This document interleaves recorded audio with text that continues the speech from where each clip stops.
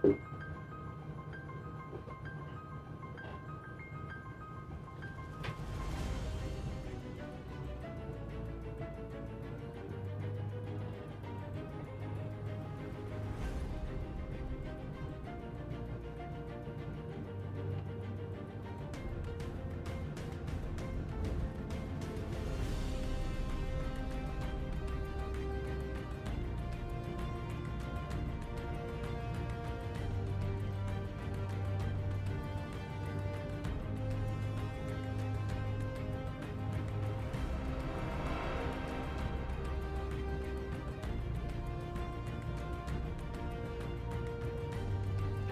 everyone, welcome to another episode of This Week in Space Science. I'm Michael Baltimore, and it's my great pleasure to be here with Dr. Sean Cruzen, the Executive Director of the Coca-Cola Space Science Center here at Columbus State University in Columbus, Georgia. You're watching us on CSU TV, and we're very happy to have Sean here. Sean, how are you doing today? I'm good, Mike. Thanks. Thanks for having me in today. Well, it's my pleasure as usual. You know, we're bringing folks on that watch our television channel here, whether it's on the web or it's on the apps, on their iPhone, mobile devices, on local cable, on Mediacom and other outlets.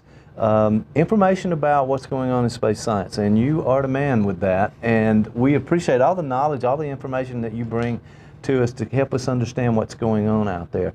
Now, today we have a very special program. I may have said that before, but this one really is a very special program because as the Executive Director of the Coca-Cola Space Science Center, which is a fascinating place with a great team of people who have outreach to so many young folks that are coming through there from the schools and from other places in this region, doing wonderful work educating folks and just really helping Columbus State University and the College of Education Health Professions probably like no other. And so I'm really pleased that today we're going to talk about some of the things that have happened at the Coca-Cola Space Science Center over this past year. We have a long list. I'm really just happy to start this list and just go down and find out what you've accomplished. And by the way, you should be very proud of your accomplishments here at the Coca-Cola Space Science Center. For those of you who don't know, haven't visited, you have to do that down on Front Avenue here in Columbus, Georgia, the Coca-Cola Space Science Center. Amazing artifacts, as we're going to learn, the planetarium, the telescope, the research that you have going on down there. So I need to stop talking and just go down this list of accomplishments that you've done in this past year. So first of all, thank you very much. I appreciate that. I appreciate the opportunity to do the special edition of This Week in Space Science and just look at the retrospective of 2013. So that's really what we're going to look at, is some of the cool things that have happened in that last calendar year, and the accomplishments for the Space Science Center are really always a team effort. And many of our team members are students right here at Columbus State University, and I think you're going to find more about that as we go through the process of the show here. But again, I'm just grateful for the opportunity to talk about some of the very interesting things that have happened in this last year. It was a great year. 2013 was a really great year in the history of Space Science Center. We had all kinds of amazing things happen, and I'm going to share those with you now. Yeah, there was some very interesting things. You have some video that we're going to show as we're coming along. You're always bringing in great pictures for us to look at. But you know, really, this is important because you've documented all of this work.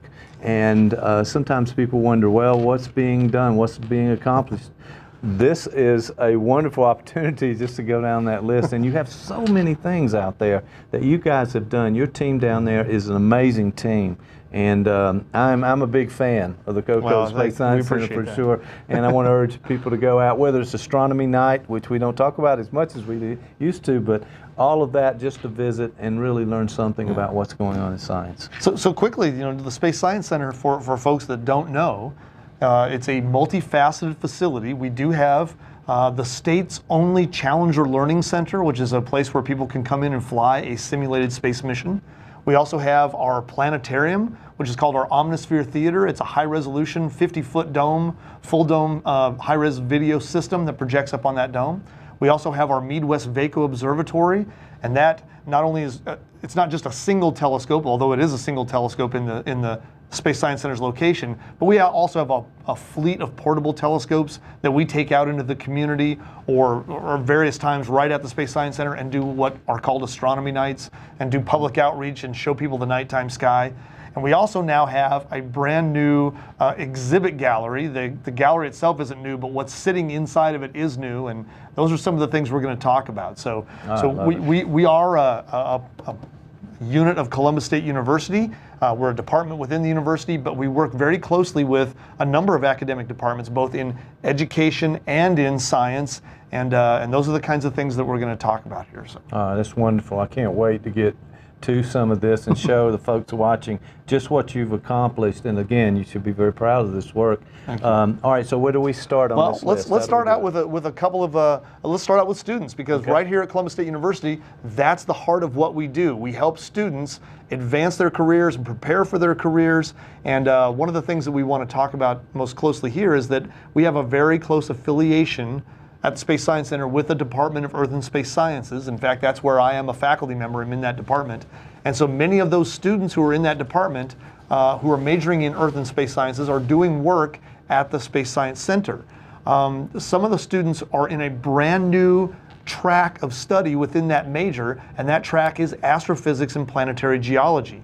The other tracks include environmental science and geology and secondary science education. So all of those tracks in Earth and Space Science are new tracks, but the astrophysics track, we had recently our first 2 graduates from that program. Nice. And that's a really amazing milestone.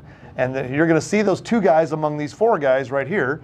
So on the left-hand side, you'll see Matt Perry, and then Truman Williams, Brandon Furnish, and on the far right-hand side, you'll see Zach Edwards. So the far left-hand side is Matt Perry, the far right-hand side is Zach Edwards. These guys, these 4 guys, were all presenting some of their work at the American Astronomical Society Conference.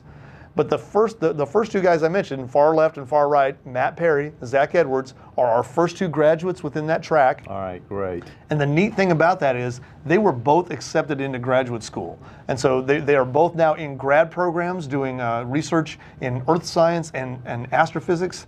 And Zach Edwards is at Louisiana State University, and he's studying supernova and supernova remnants, which is an amazing field that he got started right here at CSU with Dr. Rosa Williams.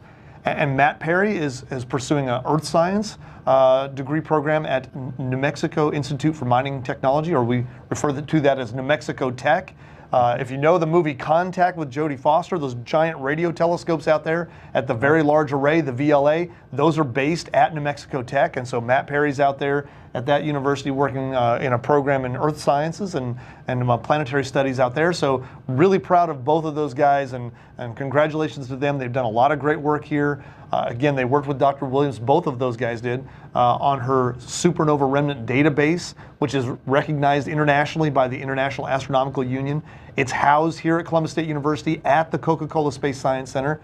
And so that database of supernova remnants in the Large Magellanic Cloud, astronomers all over the world are accessing that database, and both Matt and Zach got to work on the development of that database and some of the research that came out of that. So wow, what a nice really great accomplishments, and we're really proud of those guys, and all the best success to them as they go on to grad school. Oh, that is great. You know, and it also says that right here in Columbus, Georgia, at Columbus State University, you can get the kind of education that moves you forward into these graduate programs, and you can study space right here at Columbus State University. That's exactly right. Amazing. So I've been with the university for a very long time now, 17 years, but it's only recently that we've now had majors in astrophysics, and those folks are going on now to have some success, as you say, and we're really proud of not only those students who have gone on, but also of the program itself, that, as you say, is giving them experience sufficient enough that they can get into grad school now. So it's a really great accomplishment for them, and I think for our department and all the folks in Earth and Space Sciences. All right, that is wonderful. That's all right. Check that on the list right there of accomplishment. I think we just saw a picture that came up just briefly there of Cameron, if I'm not mistaken. We did. So we want to talk about another one of our students, is Cameron McCarty. Oh, yeah. And he's another student in the astrophysics and planetary geology track, Earth and Space Sciences. And of course, he's there on the left. He's in Australia. I'm going to tell you why he was in Australia here in a minute. All right. But on the right-hand side is a beautiful shot that Cameron got to take of Comet Ison. Now, this photograph was actually taken under the remote control of a telescope operated at the Marshall Space Flight Center, because Cameron McCarty was doing an internship at the Marshall Space Flight Center in their Near-Earth Environment Center, working with Dr. Bill Cook over there. And so as part of that experience at the Marshall Space Flight Center, Cameron was able to take that photograph of Comet Ison using a robotically controlled telescope. The telescope itself was actually in New Mexico, but because Cameron was doing his internship at Marshall, he was able to be on a project where he got to photograph Comet Ison in such a beautiful way. That is a beautiful photograph, and by the way, it was shown not only just here, it went around the world, did it not? Yeah, it was featured on NASA's website during their coverage of the oncoming of Comet Ison. And of course, if you follow this show, or if you just pay attention, you might know that Comet Ison, it didn't make it around the sun. It got too close to the sun and just was vaporized. So actually, Cameron got to have a very historic photograph of a comet that is not even in existence now. So he was able to add to that historic record of that comet and the whole passing of that comet. But that also just talks about the kind of education that people get when they come here at Columbus State University and participate in the earth science and the astrophysics and all of those things that you have there. So what a nice accomplishment, and Cameron's got a great photo. I think it's absolutely wonderful. Cameron's a very talented student, and we're very proud of him, and we're very proud of him for all of his hard work at Space Science Center and within the Department of Earth and Space Sciences that led him to be selected for that NASA internship. So that's just fantastic. You know, some of the other items I know on this list, I know that you guys have gone through remodeling and bringing things in, and I remember at some point you had to tear a door open to get some things in, so I understand you have a new telescope. All right, let's go to that. We do. We have a brand new telescope that we were able to purchase with a grant from the Institute for Museum and Library Services. And this new telescope was installed in our observatory in July of 2013. So another one of those 2013 accomplishments. And there it is. And you can see Cameron, he's up there in the yellow hard hat, actually. He was one of the students who was helping to do the work to install that telescope. But you must have taken this photo. You're not in this photo. Believe it or not, when this photograph was taken and this telescope was installed, I was actually on a field course with Dr. Clint Barano and a group of Earth and Space Sciences students. We were out in Oregon at the time, so I was doing geology by day, astronomy by night, and sleeping on the ground in the meantime. Very busy man. but while I was teaching that field course, my team down there at the Space Science Center, as you said, they worked to install that. And of course, some of the folks in that, Dr. Rosa Williams in the blue shirt right there in the center, she's the observatory director. Lance Tankersley, Michael Johnson, Chris Johnson, Mary Johnson, and several of the other students who were involved in the program as well. John Hood, Matt Bartow from Space Science Center, and Nick Carpenter. And some of the other guys there. Stephen Wright is also in that picture. All right, that sounds really good. Now, tell me about that telescope. What are you guys viewing with this telescope? What do we do with it now that we got it installed? Well, the main project with that telescope is twofold. Number one, it's to be used for nighttime imaging and to take photographs of the night and be able to webcast those photographs out to folks around the world. And number two, and its most primary goal actually, is to be able to photograph the sun. And we do that with what are called hydrogen alpha telescopes and calcium K-line filter telescopes that ride piggyback on top of that big telescope. And we are also allowing folks to be able to see the images from those solar telescopes via webcasting.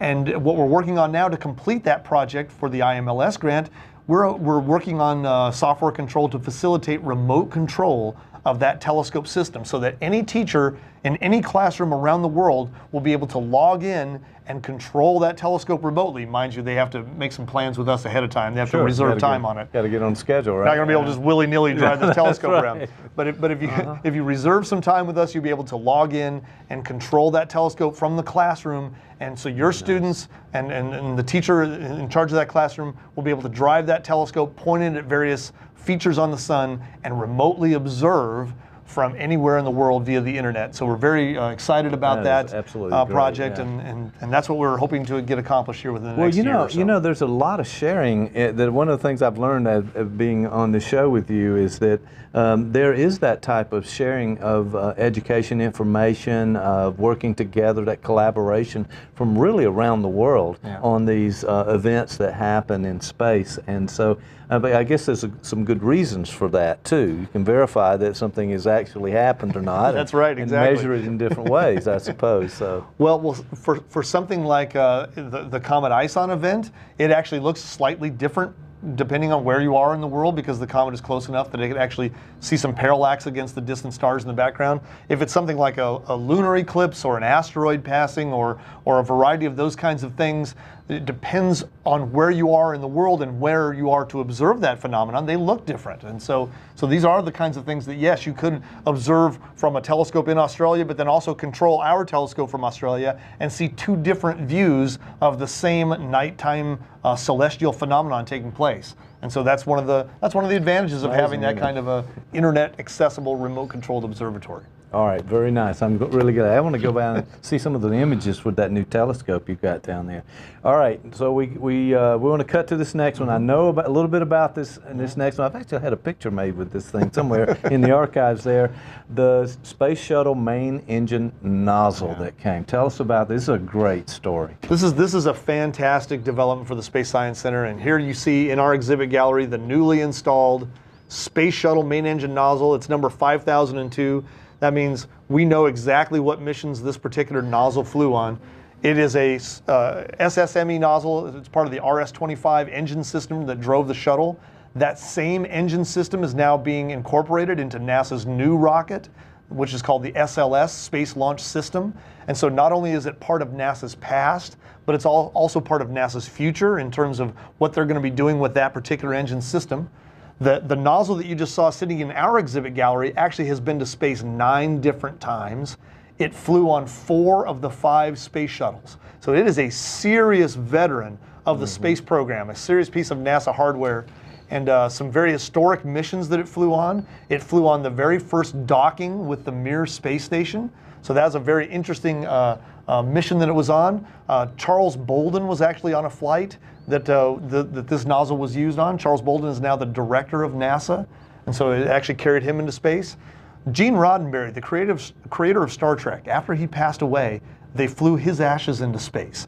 That mission was also powered by the engine system that this nozzle was a part of, and so that's another historic first. Sure. The first time that the GPS system ever flew in space was aboard a space shuttle that was carried to space by that engine and that nozzle system right there. So those are just a few of the highlights of some of the great missions that engine nozzle got to be a part of. And now it sits in the exhibit gallery at the Space Science Center, along with about $17 million in total of space shuttle artifacts from the space shuttle program. Some of the artifacts are also there, and I'm not going to show you these right now. I'm going to just encourage you to come down and see them. But they include consoles out of the firing room from Kennedy Space Center. They include one of the space shuttle escape baskets from Launch Pad 39A at the Kennedy Space Center.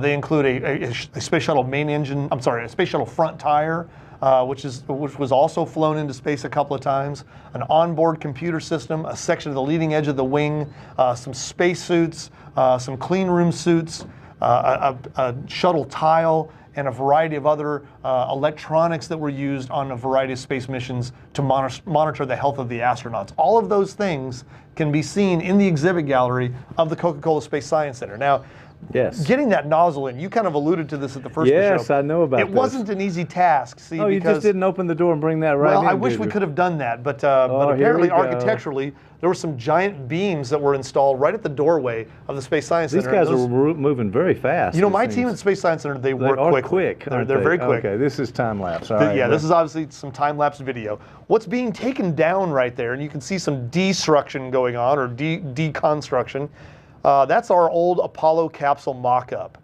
We used to call it the giant Hershey's Kiss. I would call it a low-resolution model of what an Apollo capsule looked like. And of course, that was there, and it served a lot of years, and it was very useful to be able to very small back in the day, too. Exactly, they were smaller scale back then. to that, right? So it was useful to teach students about the Apollo mission, but it wasn't my favorite component in the exhibit gallery at Space Science Center. So this is my crew tearing it apart, deconstructing it. Yes, of course. They're deconstructing in a very careful manner right there. They are. Stepping on it, and I think there's about to be some grinders used and sparks flying. But anyway, this is all making way in the main part of our exhibit gallery for that space shuttle main engine nozzle to come in. And so there it goes, it's cleared out. Move that piece out of the way. And what's going to happen here is you're going to see a jump to where it turns to daylight, and during the day, actually we may need to, I'm not sure, we may need to jump this manually here. Oh, that's our custodian. Yeah, that's Miss Yolanda. She's coming in and cleaning up. Yeah, this is how it happens, right? Okay, there you go. There it is. Well, she was amazingly fast here. Okay, here's our crew of workmen. They're looking at that front entrance, because here's the thing. Right. The main engine nozzle was sitting on the stand, which you saw in the photograph.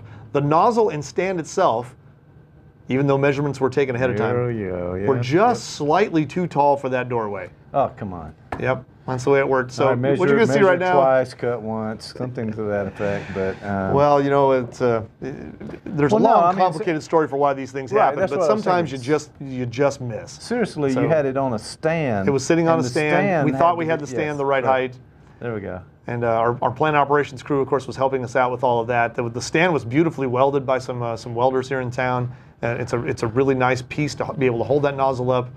But the reason these guys were working so hard, you can see that nozzle trying to peek in there on the right-hand side. You saw it just peek its nose. There it is right there. Notice it's not fitting under that steel beam. Here's some guys, I think they're putting Vaseline or something, Crisco oil on it, trying to squeeze it in there.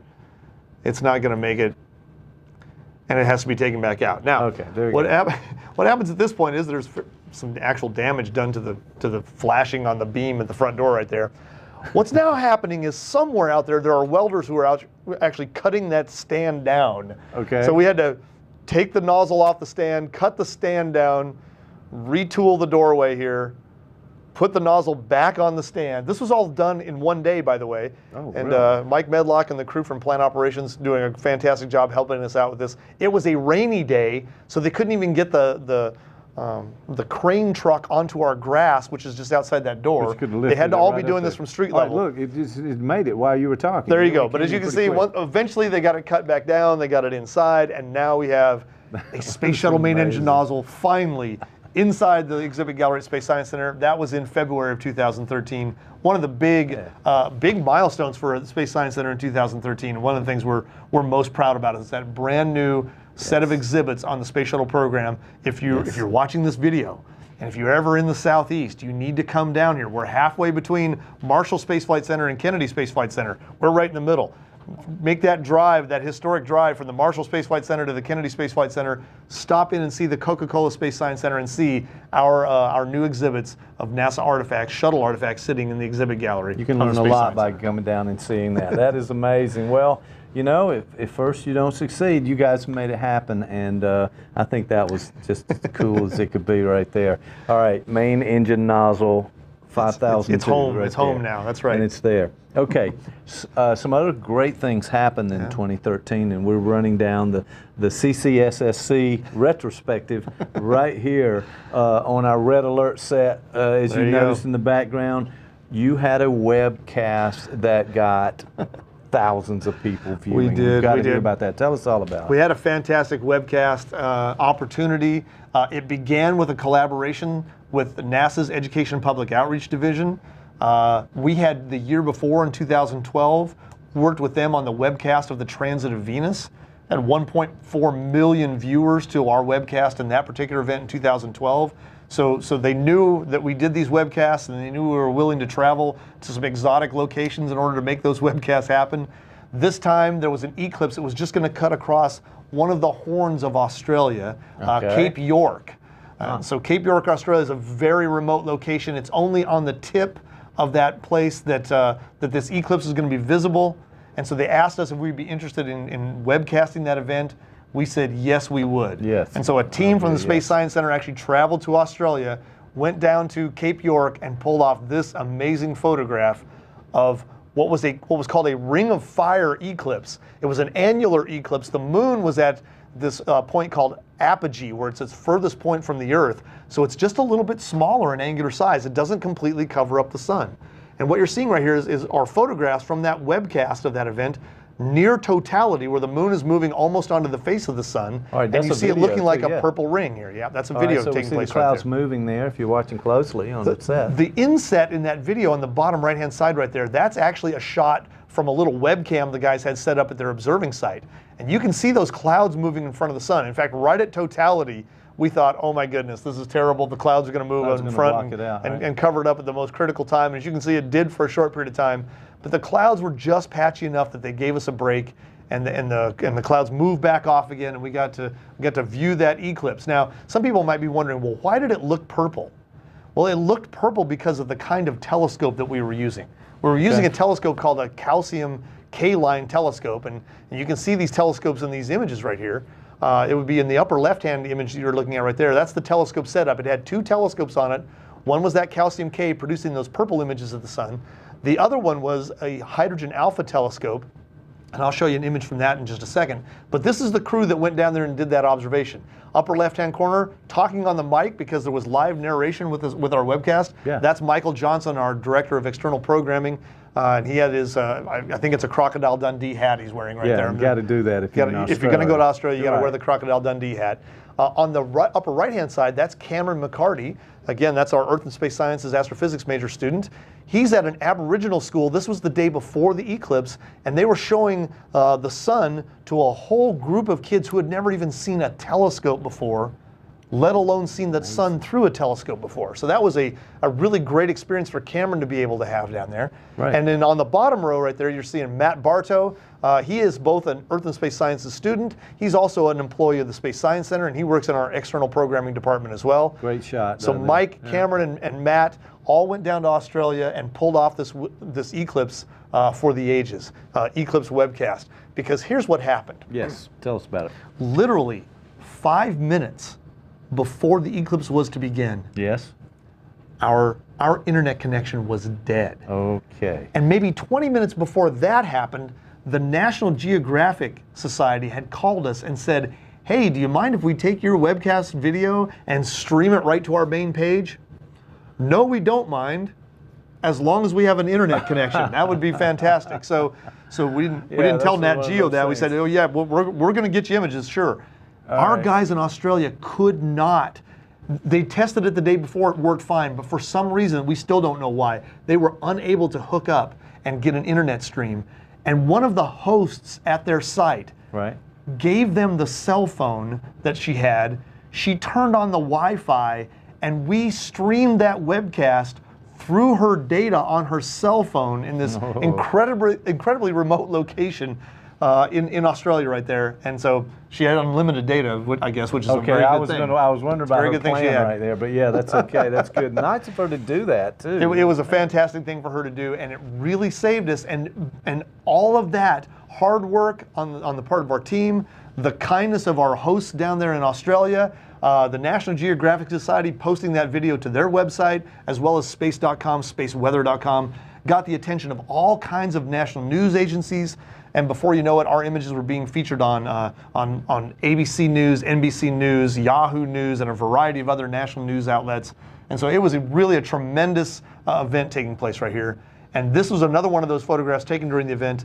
This is a picture from that Hydrogen Alpha telescope that was the next day featured on the Astronomy Picture of the Day, or APOD, A-P-O-D. That's a NASA website where they feature some of the best astronomical photographs taken by professional observatories as well as amateurs anywhere in the world.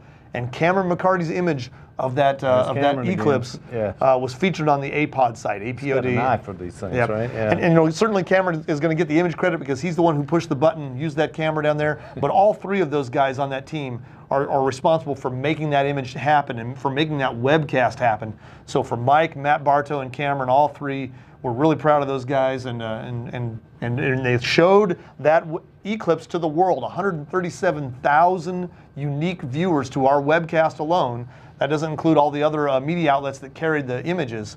And they were from 173 different countries around the world. So a really incredible event and great fun to be able to be a part of that global webcast of the eclipse for 2013. That really is amazing, and it's right here. It happened right here, and you guys went around the world to make it happen. 137,000 unique views. Yeah. That is really amazing. All right, let's move on to another topic here. Dr. Bernard Harris came to visit. He did. Dr. Bernard Harris is an astronaut and physician. He was the first African American to walk in space, and he came to Columbus State University for what's called our Hunter Lecture Series. Right. That's an endowed lecture series that we have here. But we also did a whole lot of other things with Dr. Harris, and Space Science Center team was very much involved with the organization and the logistics of carrying off Dr. Harris's visit. Here, Dr. Harris is, well, he's being kind of animated at this point. Right, he looks happy in that. He's very happy. Right That's there. because he's talking to an auditorium filled with 900 school kids who had come here to be able to ask him questions and listen to what he had to say. So these were middle school and high school students who'd come to University Hall here at Columbus State University to hear what Dr. Harris had to say about his experiences in outer space, how to become an astronaut, and they got to ask him all kinds of questions about those amazing adventures that he had, being that spacewalking astronaut that he was. Astronaut physician, you know, he was here in the studio. You guys did a show with him. We did. And we videotaped his presentation downtown. We have a lot of footage of him. Greg Blaylock interviewed him on after one of the shows. So he was an amazing person and so well informed. He was a fantastic guest and just a really great guy to have. A very inspirational message that he was able to share with those students at those events, and then later some other fantastic things happened on that very same day. We had what was called our Next Gen STEM immersion conference. Right, we had all kinds of things. Wait, all right, hold on a second.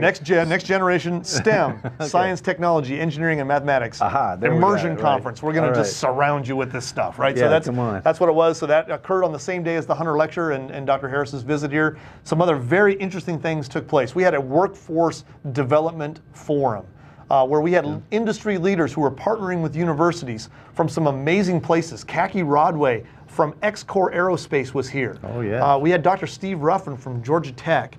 We had a variety of other people from higher education and from industry, including representatives from Georgia Power, from TWISS, which is a local computing and credit card processing facility here in Columbus, Georgia, and from a variety of other educational institutions around the state, including my good friend Ike Crumley from Fort Valley State University, has a long-standing educational partnership with Exxon to produce students who will go into the energy industry. And so this was a fantastic forum. We had about 100 people in the audience who were all community and business leaders from around the region who had gathered to discuss ideas, to hear these folks talk about partnerships between industry and education, and then just discuss ideas about how we can better prepare our next generation workforce in the science, technology, engineering, and mathematics fields. That was an amazing roundtable. It was a neat roundtable. I think we got some video of that at some point. I don't know if we have any, but maybe somebody does in that. All right, that is great, but there's more. Well, there was more that happened that same day, because that night was the actual Hunter Lecture itself. And of course, before that, there was also a robotics expo that took place. All 900 of those school students, after they got finished hearing Dr. Harris, went over to our old gym, as we call it here, but our practice gymnasium here on campus, and they got to see a engineering and robotics expo that featured the U.S. Army. It featured folks from Pratt & Whitney. It featured the first robotics club from Columbus. It also featured our CSU robotics students, and that was a fantastic event where all of those kids got to see the latest in robotics technology.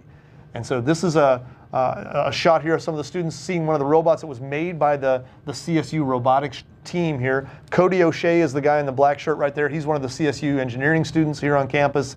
And that's some of the robots that are being worked on right here at Columbus State University.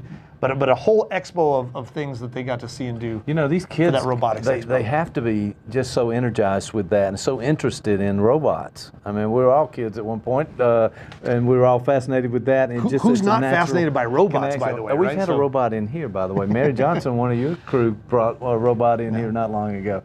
So this was a really wonderful event, because it also showed those kids about what we have to offer here at Columbus State University. Sure did. In terms of that type of education. And that's really an important aspect too. So we not only want to inspire the next generation of scientists and engineers, but we also want to show them that there's a gateway right here at CSU for them to be able to participate in that next generation of high-tech careers. And so that's really one of the underlying accomplishments behind that whole day, was getting all those kids here to show them what great technology and development is underway right here at Columbus State University. It is absolutely amazing the things that's going on around here, and I'm so glad that you brought those in. Is this your list? I know there's more, right? Well, the final thing on the list is the Hunter Lecture itself, and Dr. Harris. I think we have a shot of that. But he spoke to, again, a gathering of about 250 people from around the region who came in at a nighttime event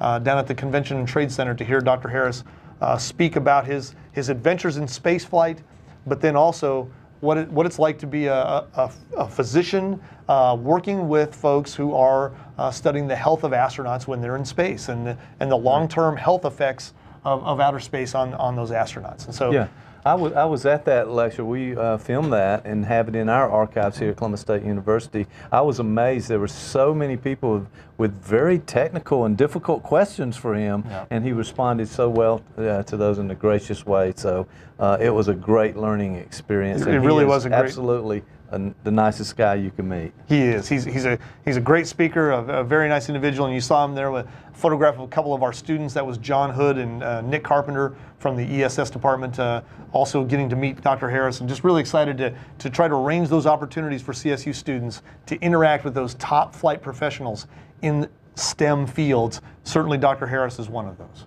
Absolutely amazing kinds of accomplishments here, and you guys should be very proud of your work at the Coca-Cola Space Science Center. Now, I understand we're going to close the show with a particular video that we had. You brought in. Tell us about that, and we'll say goodbye to our folks on this video right here. There were some friends of ours from Narchi Media Group who rode along with us on the day that we went to the Marshall Space Flight Center and picked up our space shuttle main engine nozzle. And they did a few interviews with myself and some of our staff, and they took that video footage from that transfer of that historic artifact from Marshall Space Flight Center to the city of Columbus. And this is the video that they produced. And so we'd like to just thank them for that production, and thank you for watching our show today. Yeah, thank you all for tuning in to This Week in Space Science, TWISS. We all know it. And if you're interested in seeing some of this that we've talked about today, samsamcharlie.org on the web. That's ccssc. ccssc.org. Oh, I've learned that from you. That's why I was trying to quote you on that. Ladies and gentlemen, thank you for tuning in to This Week in Space Science. I'm Michael Baltimore for Sean Cruz, and we'll see you next time. Watch this video.